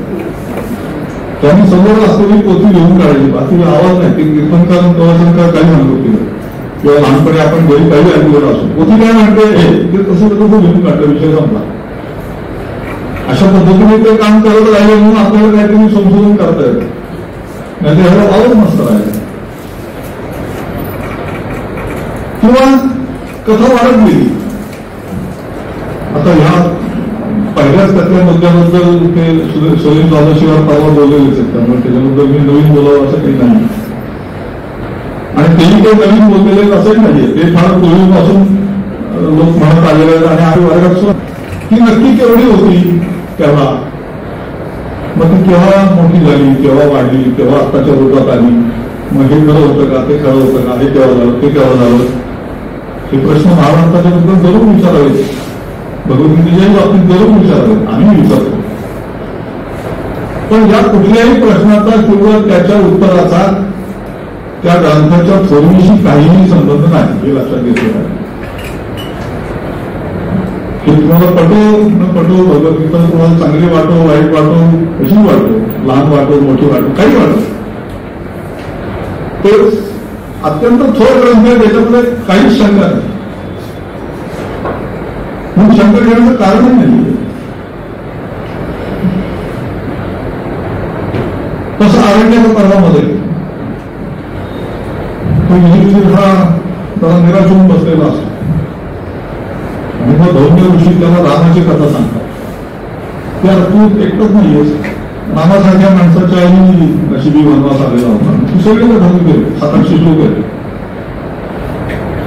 मला पहा, महाभारत रामायणाची दखल घेतो, पण रामायणात महाभारताचा काही संबंधच नाही. पण हे जर 700-800 श्लोक तिथे आले असतील तर महाभारताची लांबी त्यामुळे राहिली तेवढी. किंवा अनेक पुराणांमधल्या कथा महाभारतामध्ये आल्या, देवादिकांच्या गोष्टी आल्या, इतर अनेक गोष्टी आल्या होत्या, ते वाढत गेले. पण सुप्रीमकारांचं म्हणणं फार महत्वाचं आहे या बाबतीत. ते असं म्हणतात की आज आपण असं म्हणतो की काय तेवढं प्रचंड लिहून ठेवलंय, केव्हा मास ऑफ लिटरेचर वगैरे असे शब्द त्याच्याबद्दल, आज म्हणजे 100 वर्षापूर्वी. आज असं कोणी म्हणलं तर त्याचं काय वेगळं मी काही सांगू शकत, आणि म्हणून नाही सुद्धा कोणी काही जरूर नाही. पण no one in the past found the epic text too long. जुन्या काळात महाभारत हे फार प्रचंड आहे आणि ते जरा त्याची काटछाट करायला पाहिजे असं कोणालाही वाटत नव्हतं. किंवा ते जरा कमीच लहान आहे असं लोकांना वाटत होतं, असं सुप्रीमकारांनी म्हणून ठेवलेलं आहे. It was perhaps not long enough. आता हे महाराष्ट्राची पहिली काही पर्व ही संपादित झाली आणि 5 जानेवारी 1943 या दिवशी अरण्य पर्वाचं हे पूर्ण झालं. बहुतेक मला परवा आठवत नाही, पण बहुतेक अरण्य त्याचं प्रकाशन झालं. आणि आता सुप्रीमकारांना त्यांचा मृत्यू दिसला होता की काय असं प्रश्न पडावा इतकं हे भाषण विलक्षण आहे. हे त्यांचं शेवटचं भाषण आहे महाभारताच्या संदर्भात. आणि 18 वर्ष महाभारताचा क्रिटिकली अभ्यास केल्यानंतर हा माणूस बोलतो, हे लक्षात घेण्यासाठी बोलतो. आणि ते मुळातच असायला पाहिजे. तो भाषांतरामध्ये काही येणारच नाही करत. There is a danger that in our pseudo-scientific world we will be tempted to discard this great book, thinking that we have outgrown it. आपण त्याच्यापेक्षा लय भारी झालं असे आपली समजून होण्याची शक्यता आहे, पण तसं काही नाही. But that will be a capital blunder. That will in fact mean nothing but an indication of our will to commit suicide, a national suicide.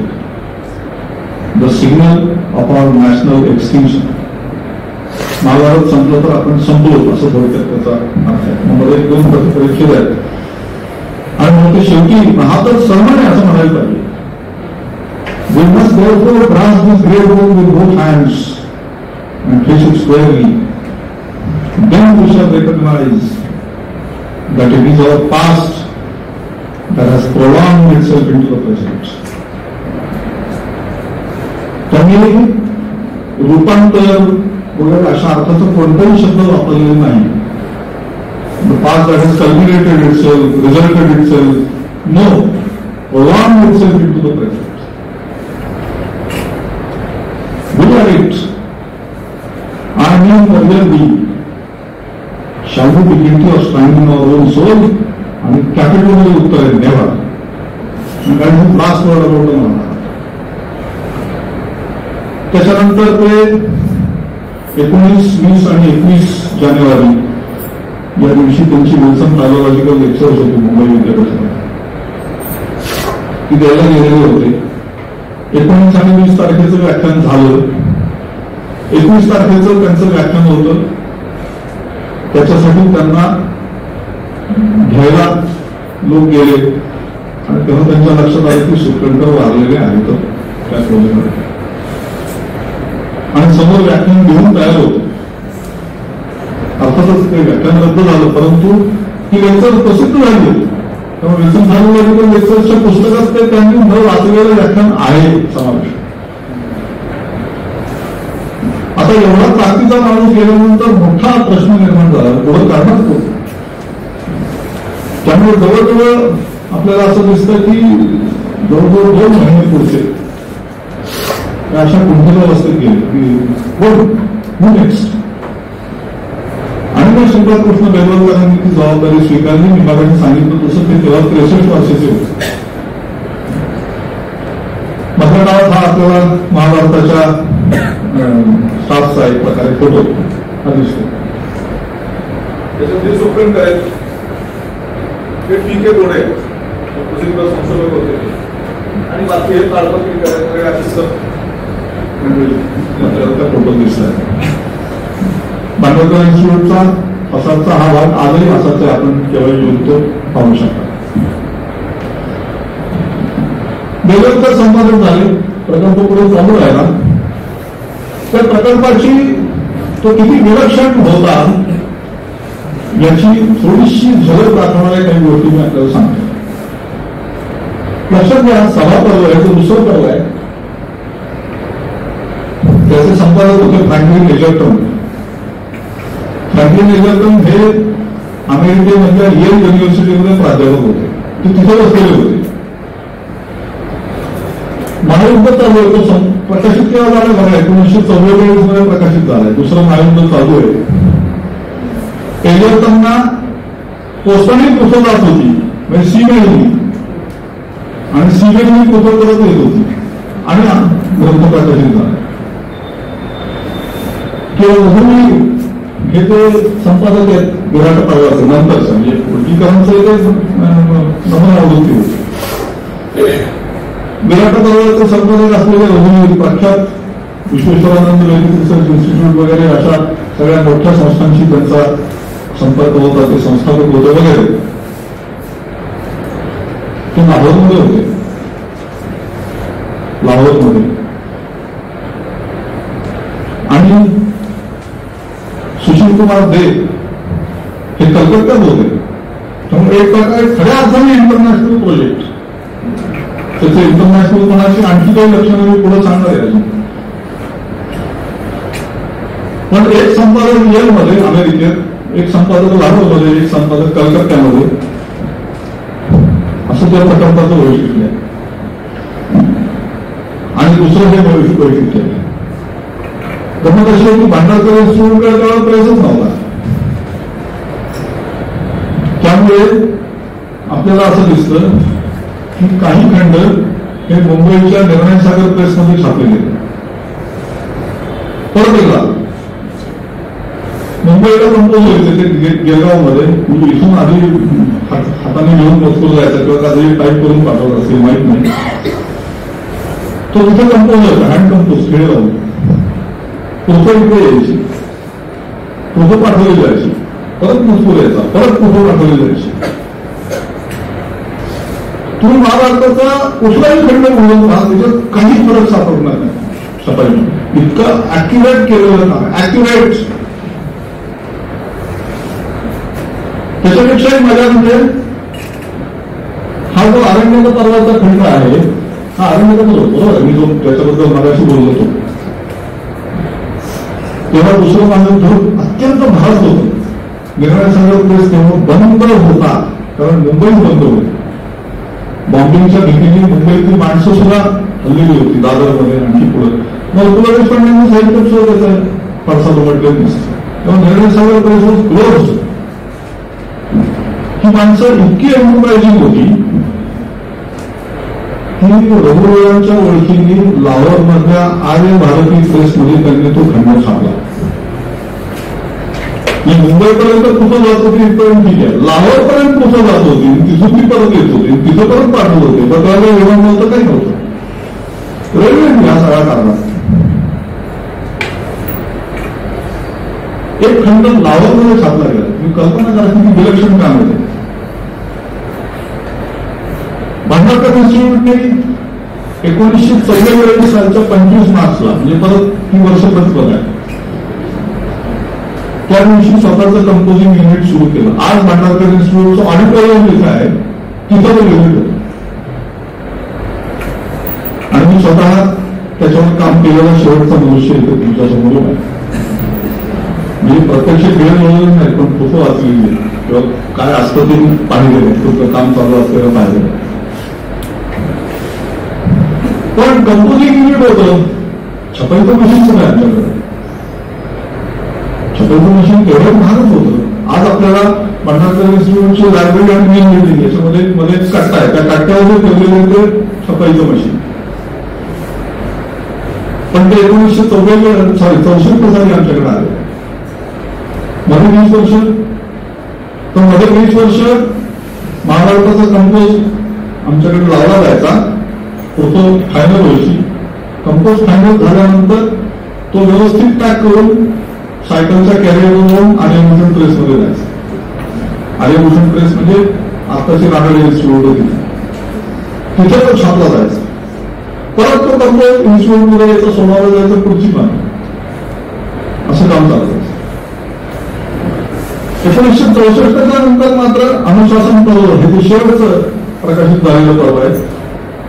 ते भांडारकर इन्स्टिट्यूटच्या प्रेसमध्ये प्रत्यक्ष तिथे छापलं गेलं असं आपल्याला दिसतं. पण तिथपर्यंत निर्णय सागर प्रेस, आर्य भारती प्रेस लाहोर आणि आर्यभूषण छापखाना. प्रकल्पाच्या इंटरनॅशनल पणाचे आणखी काही लोक तुम्हाला सांगतो. इंग्लंडमध्ये, लंडनमध्ये महाभारत फंड नावाचं एक ट्रस्ट स्थापन झालं किंवा केला होता त्या लोकांनी.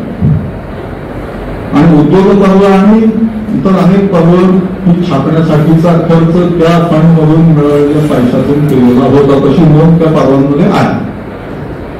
तुम्हाला हे त्यातच मी फोटो काढलेले सर. त्याच्यानंतर भीष्म पर्व त्याचं काम जेव्हा चालू होतं आणि महात्मा गांधींना जेव्हा मोठा दिवस होता, पण त्यांचा खूप झाला. तेव्हा त्यांच्या स्मृतीप्रित्यर्थं लोकांनी वर्गणी गोळा केली आणि ती इन्स्टिट्यूटला दिली की भीष्मपर्व छापायचं. त्याच्यातून भीष्मपर्व छापलं गेलं, तसा तिथे उल्लेख केला. Printed at cost of subvention. Subvention याचा अर्थ मोठी Grant. Subvention सबस्क्राईब्ड anonymously in revered memory of Mahatma Gandhi. शल्यप्रवर छापायची वेळ आली तेव्हा विंध्याचरण लॉ हे लव असं ना आणणार आहे, लॉ नाही, विंध्याचरण लॉ त्यांनी निर्मिती दिलेली होती. त्याच्यानंतर अनेक खंड असे आहेत, इथं त्यातला एकच आपल्याला दिसतोय शांती पर्वाचा, पण अनेक खंड असे आहेत की जे त्याच्या प्रत्यक्ष मुद्रणासाठी भारत सरकारची मोठी ग्रँट होती. त्यामुळे printed at cost of subvention donated by the Union Government of the Republic of India, published on November 19th, 1954 at the hands of Shri Dr. Rajendra Prasad Rashtrapati India. Rajendra प्रसादांची भेट आहे त्या दिवशी संस्थेला, ते काय झालं ते सांगतो त्यावेळेला. अनुशासन पर्व छापायला युनेस्कोची ग्रँट होती आणि शेवटची 4 पर्व आहेत ती छापायला ओडिशा सरकारने ग्रँट दिली होती. हरेकृष्ण मेहता हे जे त्यांचे मुख्यमंत्री ते नंतर महाराष्ट्राचे राज्यपाल होते माझ्या आठवणीप्रमाणे, त्यांच्या सांगण्याविरोधी ग्रँट दिलेली होती आणि तसं लिहिलेलं आहे तिथे, printed at the cost of subvention from the state of Orissa given at the instance of doctor Harekrishna Mehta. आणि का दिली त्यांनी ती, कारण हा शेवटचा खंड आहे, as a tribute to the scholars engage in the work.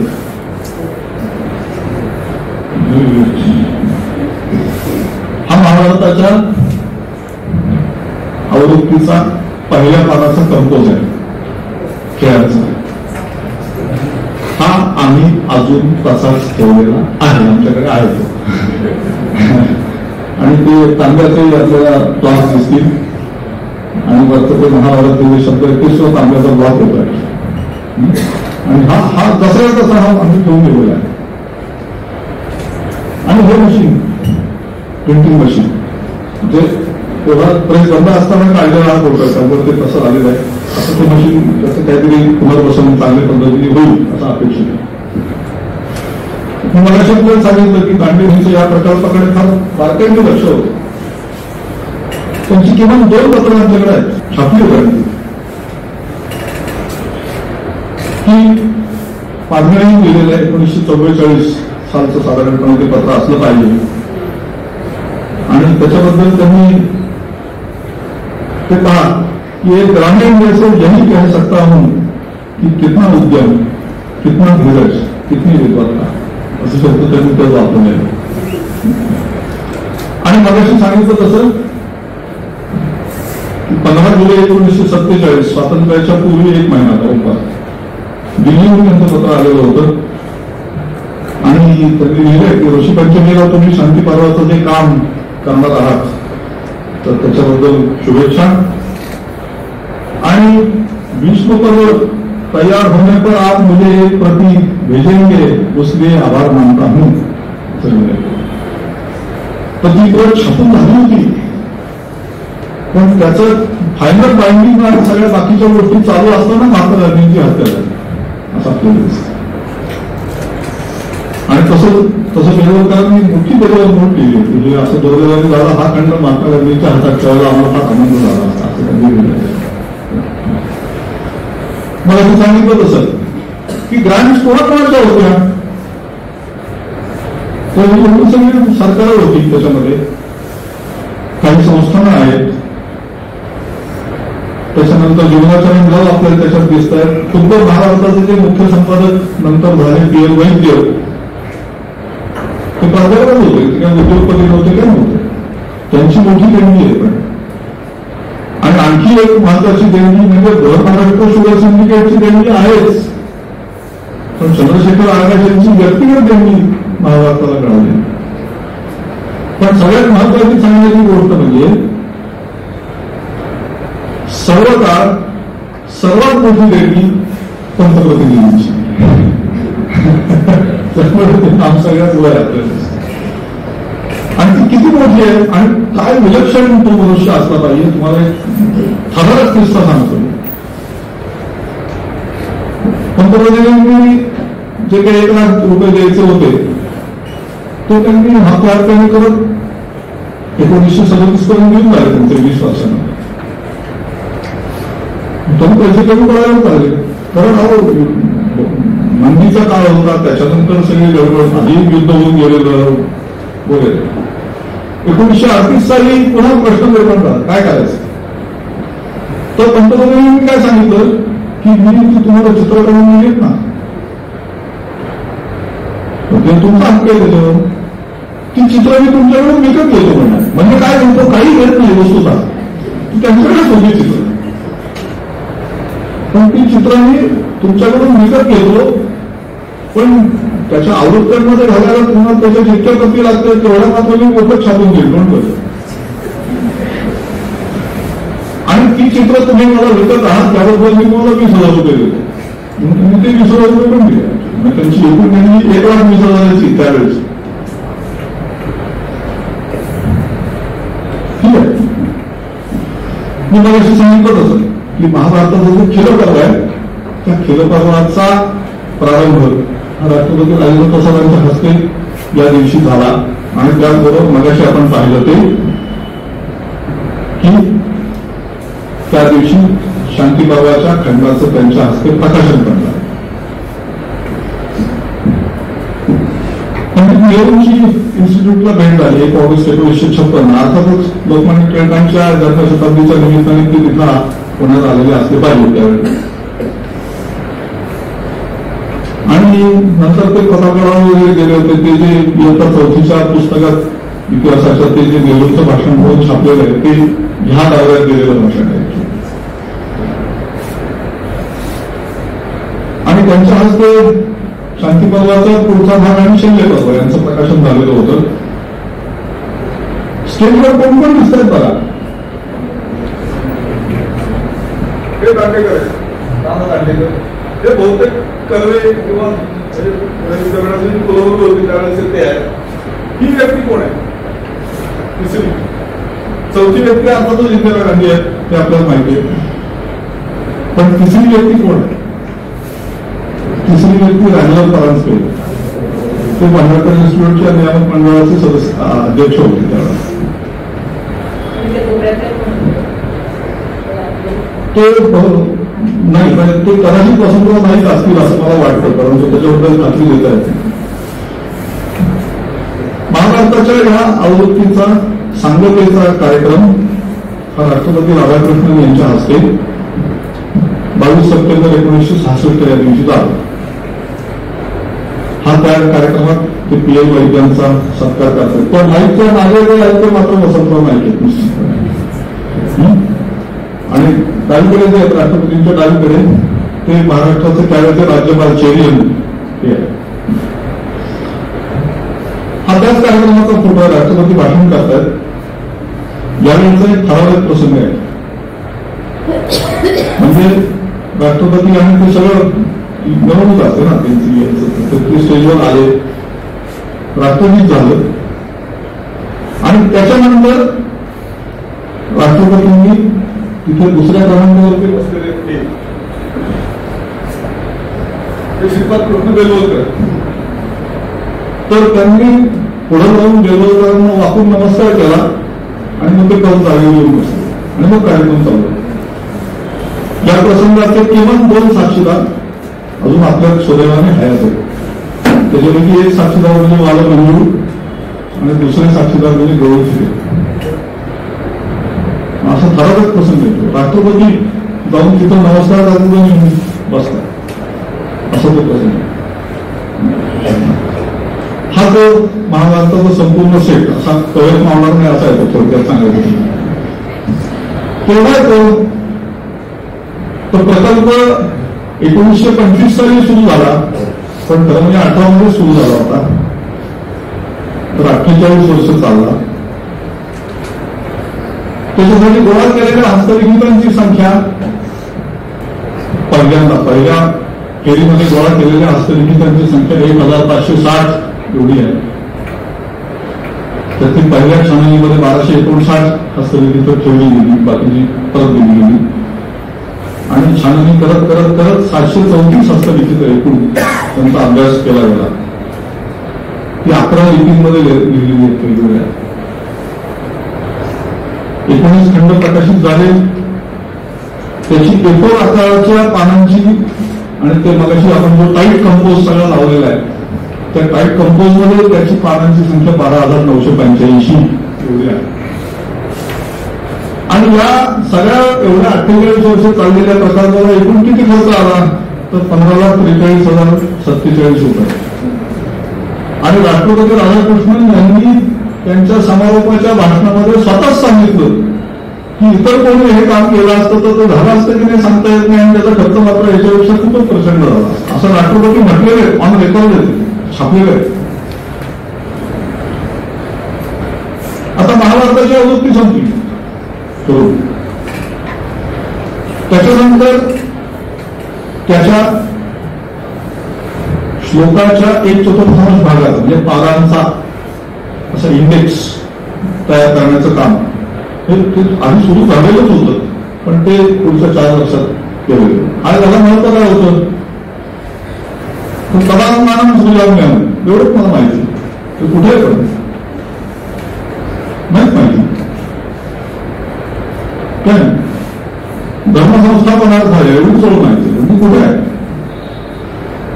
त्यामुळे श्लोकाच्या 1/4 भागाचा इंडेक्स प्रतीक इंडेक्स तो केला. त्यानंतर महाभारताचा एक खिलपर्व आहे हरिवंश नावाचा, त्याच्यामध्ये मुख्यतः कृष्णचरित्र म्हणजे जे आपण बैलाही माताने खावे वगैरे कथा ऐकतो ते सगळ्यात त्याच्यामध्ये. महाभारत ग्रंथामध्ये कृष्णाचा प्रवेश होतो तो द्रौपदीच्या स्वयंवराच्या वेळेस होतो. लहान कृष्ण ते नाहीच आहे, पण तो हरिवंश हा एक प्रकारे इंटिग्रल पार्ट आहे महाभारताचा, अपेंडिक्स होते. त्यामुळे त्याची आवृत्ती इन्स्टिट्यूट तयार केली. आणि 1983 सालापासून महाभारत कल्चरल इंडेक्स सांस्कृतिक सूची त्याचं काम सुरू आहे. आता त्याला जे संपादक लागले ते हिंगळे. मग त्याचे 2 पूर्ण खंड आतापर्यंत प्रकाशित झालेले आहेत. तर काय काय आहे नेम्स ऑफ सर्पंट्स लक्षात ठेवा. तर नेम्स हा शब्द फार महत्वाचा आहे आणि सर्पंट्स असं म्हटलेलं नाही. नेम्स ऑफ मिसाईल्स असं म्हटलेलं नाही. त्यामुळे तुम्ही कुठलंही आकाश पृथ्वी पिनाक तिथं आहे का असं शोधू नका. तसं नाहीये. महाभारतात कोणकोणत्या नावाचे बाण येतात, कोणकोणत्या नावाचे सर्प येतात. त्यांनी पक्ष्यांची माहिती दिली आहे, सर्पांची माहिती दिली आहे, प्राण्यांची माहिती दिली आहे. पण म्हणून ती great mass zoological information from the Mahabharata अशा दृष्टीने त्याच्याकडे प्राथमिक दृष्टीने तरी पाहू नका. आधी ती माहिती पूर्णपणे वाचा, मग त्यातून झोलॉजी काढता आली तर जरूर काढा, काय प्रॉब्लेम नाही असं त्याचा अर्थ. त्यामुळे तो नेम्स ऑफ हा शब्द फार महत्वाचा आहे आणि तो प्रत्येक ठिकाणी लिहिला त्यांनी न थकता. Names of missiles weapon Bhoj, names of literary words. नुसतं लिटररी वर्ड्स असं म्हणतात तर कोणाला वाटेल पुढे ग्रंथ दाखव ग्रंथ नुसतं त्याचं नाव येतं, ग्रंथ कुठे आम्हाला माहिती नाही असं त्याचा. Names of divisions of time, planets, nakshatras, tirthas, rivers, mountains, forest, ashrams, villages म्हणजे भूगोल झाला. Countries, peoples, islands, miscellaneous names. हे 2 खंड वेगवेगळ्या सरांच्या नेतृत्वाखाली प्रकाशित झाले. आणि मग पुढचा जो भाग आहे तो महाभारतात येणाऱ्या व्यक्तिनामांचा. त्याचं काम सुरू झालं 2008 साली. मेंबरचं म्हणजे त्याच्यामध्ये 2013 सालपर्यंत माझ्या आठवणीप्रमाणे सहभागी होते. त्याच्यानंतर डॉक्टर गौरव थिटे त्याचे संपादक होते. त्यांच्या नेतृत्वाखाली 3 फॅसिकल्स त्याचे प्रकाशित झाले. आता सध्या डॉक्टर प्रदीप आपटे हे त्याचे मुख्य संपादक आहेत. त्या महाभारतातील सगळे मुलीस आणि त्याचं काम सुरू. नेमक्या सरांनी एवढंच नाही केलं होतं. हे काम करता करता त्यांना जे पडलेले प्रश्न होते त्याच्याबद्दल त्यांनी अत्यंत साक्षेपी अशा प्रकारचं निबंध लिहिले. आणि ते नवभारत हे जे वायून काढणारं नियतकालिक होतं त्याच्यामध्ये प्रकाशित होत असेल किंवा इतरत्रही प्रकाशित होत असेल. काही पेपर्स त्यांनी इंग्लिशमध्ये पण लिहिले. आणि त्यांचं वैशिष्ट्य म्हणजे असं टायटल वाचलं की अरे क्या बात आहे, पेपर वाचला पाहिजे असं वाटेल. डिड शल्य अटेम्प्ट टू डिसहार्टन करणं शल्यांनी कर्णाचं खच्चीकरण करण्याचा प्रयत्न केला का? होईल तर भल्या काहीतरी असं लगेच वाटतं. आणि तो पेपर तसा असतोच म्हणजे त्यात काही प्रश्न नाही. नुसतं टायटल भांडले आणि पेपर पोकळा असं नाही, कधीच नाही. त्यामुळे त्यातला 20वा पेपर जर तुम्ही बघितलात तर कौरवांचं सगळे दुर्योधनाने मांडणी कोणाला दाखवली? काय काय पाहिजे बरोबर. तर असे त्यांनी आणि ते चमत्कार घ्यायचं म्हणून वेळ नाही पेपर त्यात खरोखरच तेव्हा सारं हे साठवलेलं आहे. आज आपल्याकडे आणि नवभारत या मासिकाचे सर्व अंक archive.org वरती डाउनलोड करण्यास मोफत उपलब्ध आहेत. आणि अनेक इंग्लिश नियतकालिका जिथे त्यांनी हे पेपर्स लिहिले ती सुद्धा उपलब्ध आहेत. पण त्यापूर्वीच मला वाटतं 2002 साली प्राज्ञ पाठशाळा मंडळाने या पेपर्सचं एक संकलन प्रकाशित केलं आणि त्याचं नाव प्राचीन भारत समाज आणि संस्कृती. हे जरा थोडंसं नाव विचारत आहे त्यावरून असं वाटतं की काहीतरी कल्चरल हिस्ट्रीचं असेल, तसं नाही. ते ह्या पेपर्सचं पुस्तक त्याच्यात ते प्रकाशित झाले. त्याची ही अनुक्रमणिका मी आपल्यासमोर ठेवली. बेंगाळे साहेब इतके विलक्षण होते की त्यांनी विनोबांच्या गीतांमध्ये दुरुस्त सुचवले की हा शब्द आहे ना तर तो आशय नीट व्यक्त होत नाही, हे असं पाहिजे, हे असं पाहिजे. असे 70-75 दुरुस्ते त्यांनी सुचवले. तो पेपर आहे तो नववारात मी प्रकाशित केला मुख्यमंत्री. फार विलक्षण असे ते होते. तर असं काम त्या संदर्भामध्ये चालू आहे. मी मगाशी आपल्याला सांगितलं तसं महाराष्ट्राचं कल्चरल इंडेक्सचंही काम चालू आहे. आता संस्थेने डिजिटल प्लॅटफॉर्म स्वतःचा काढलेला आहे. आपल्याला माहिती भारत विद्या नावाचा. त्याच्यावरही महाभारताच्या संदर्भातले काही कोर्सेस काही व्याख्यान हे आहेत. आणि तो इतका मोठा समुद्र आहे महाभारत हा की अनेक व्यक्ती अनेक शब्दांपर्यंत त्याच्यामधून काम करू शकतील आणि त्या कामावरून पुन्हा नवीन काम हे सुद्धा उभं राहील असं आपल्याला दिसतं. अर्थातच यापैकी कुठल्याच कामामध्ये माझाच व्यक्तिगत सहभाग जवळजवळ 0 आहे. त्यामुळे हा तुझ्याचा माल आहे. मी हवाल म्हणून तो आपल्यासमोर आणला स्वीकारावा. धन्यवाद.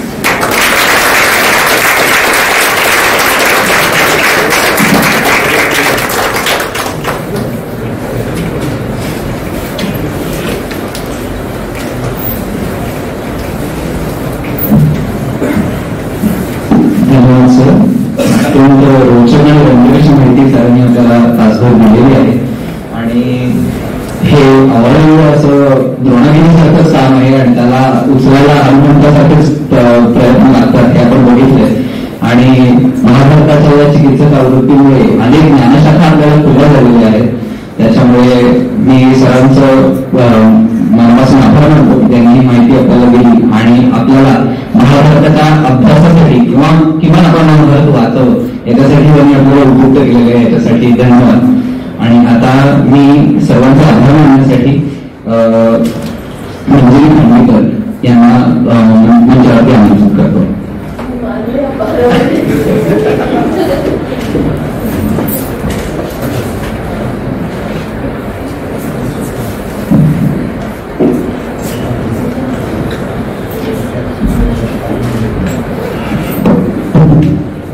महाभारतासारख्या ग्रंथाचं क्रिटिकल एडिशन करावं असं भव्य स्वप्न कुठल्या विद्वानांनी बघावं आणि मग ते विद्वानांच्या बऱ्याच पिढ्यांनी सातत्याने पुढे नेऊन पूर्ण करावं. याच्यातच या सगळ्या लोकांना साष्टांग नमस्कार. आणि आज आपल्याला त्याच्याबद्दलची माहिती बापट सरांच्याकडून ऐकायला मिळाली तर आपलं सौभाग्य आणि अलभ्य लाभ. थँक्यू.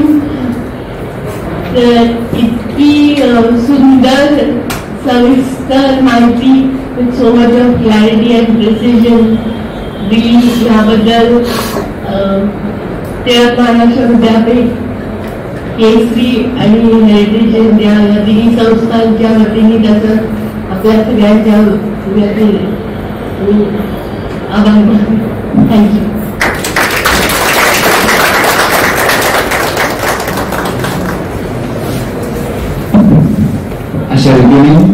आजचा आपला कार्यक्रम संपन्न झालेला आहे असं मी जाहीर करतो. धन्यवाद.